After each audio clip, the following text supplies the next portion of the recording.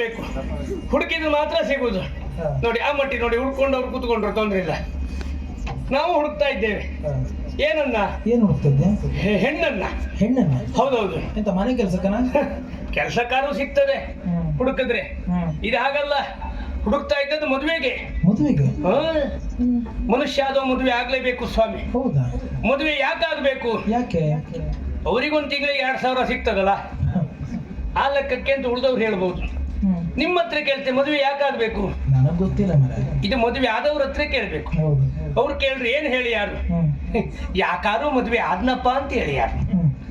ಮದುವೆ ಆಗ್ಬೇಕು ಯಾಕೆ?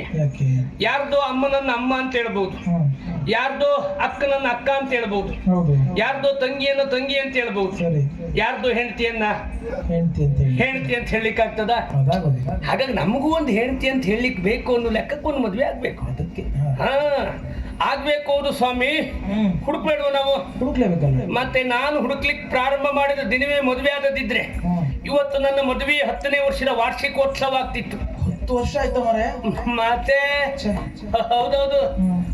ಆಗ ನೋಡ್ತೇನೆ, ನಾನೊಂದು 20-25 ವರ್ಷಕ್ಕೆ ಹೆಣ್ಣು ಹುಡುಕ್ತಾ ಇದ್ದೆ.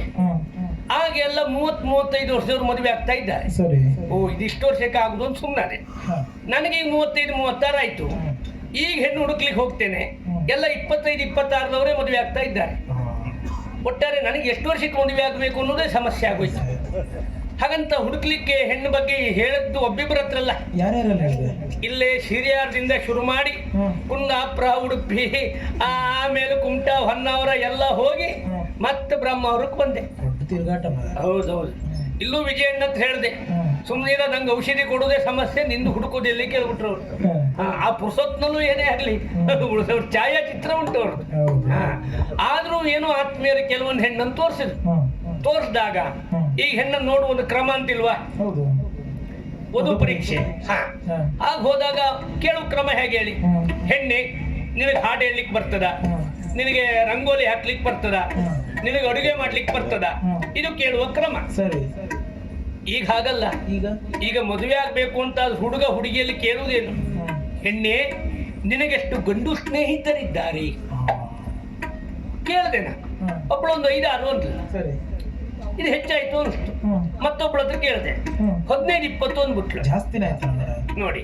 ಹಾಗಿದ್ರೆ ಕಡಿಮೆ ಇದ್ದದ್ದು ಹುಡುಕುವಂತ ಮತ್ತೊಬ್ಬಳ ಹತ್ರ ಹೋದೆ. ನೋಡಿದಾಗಲೂ ನನಗೂ ಇಷ್ಟ ಆಯ್ತು. ಅವಳ ಹತ್ರ ನಿನಗೆ ಎಷ್ಟು ಗಂಡು ಸ್ನೇಹಿತರಿದ್ದಾರೆ ಅಂತ ಕೇಳಿದಾಗ ಅವಳು ಒಂದೂ ಮಾತಾಡದೆ ಒಳಗೆ ಹೋದವಳು ನನ್ನ ಕೈಯಲ್ಲಿ ಏನೋ ತಂದು ಕೊಟ್ಲು. ಬಿಡಿಸಿ ನೋಡ್ತೆ, 3 ಅಕ್ಕಿ ಕಾಳು. ಸಮಾಧಾನ ಆಯ್ತು.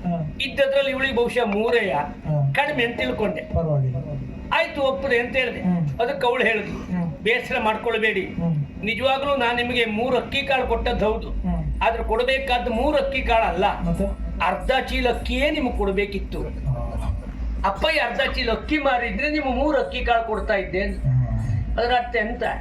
ಅವಳು ಲೆಕ್ಕಿಲ್ದೆ ಇದ್ದಷ್ಟು ಇದ್ದಾರೆ ಅಂತ ಲೆಕ್ಕ. ಎಂತ ಹೌದಲ್ಲ? ಆ ಅರ್ಧ ಚೀಲ ಅಕ್ಕಿ ಒಳಗೆ ನೀವು ಇದ್ರೆ ಯಾರಿಗ ಗೊತ್ತು? ನಾವೆಲ್ಲ ಅರ್ಧ ಚೀಲದಲ್ಲ, ನಿಮಗೆ ಇಡೀ ಚೀಲವೇ ಬೇಕು. ಉಳಿದವ್ರ ಹತ್ರ ಹೇಳಿದ್ರೆ ಹೀಗೆ. ನಿಮ್ಮ ಹತ್ರ ಕೇಳ್ತೆ, ನಿಮ್ಮ ಕಡೆ ಎಲ್ಲಾರು ಹೆಣ್ಣುಂಟಾ? ನಮ್ಮ ಕಡೆ ಇಲ್ಲ ಇದ್ರೆ ನೀವು ಈ ಕಡೆ ಬರ್ತಿದ್ರ? ಪಾಪ ನಿಮ್ನ ಇಷ್ಟೇ ನೋಡ್ಬೇಕು. ಆಮೇಲೆ ಉದ್ಯೋಗ ಮುಗಿದ ಮೇಲೆ ಮತ್ತೆ ಗರಗರ ಸುತ್ತ ಬರುವುದಿಲ್ವಾ? ನೀವು ಪಡಿಯಾರೆಲ್ಲ ಒಟ್ಟಾಕೊಂಡು ಏನಾರು ಸಿಗ್ತದ ಅಂತ, ನೀವು ಸಿಗ್ತದ ಅಂತ, ಅವ್ನು ಸಿಕ್ಕಿದೆಲ್ಲ ಹೋಯ್ತು ಅಂತ ಹುಡುಕೋ. ಹಾಗಾಗಿ ನಮ್ಗೆ ಬೇಕಾದ್ರೆ ನಾವೇ ಹುಡುಕುವ.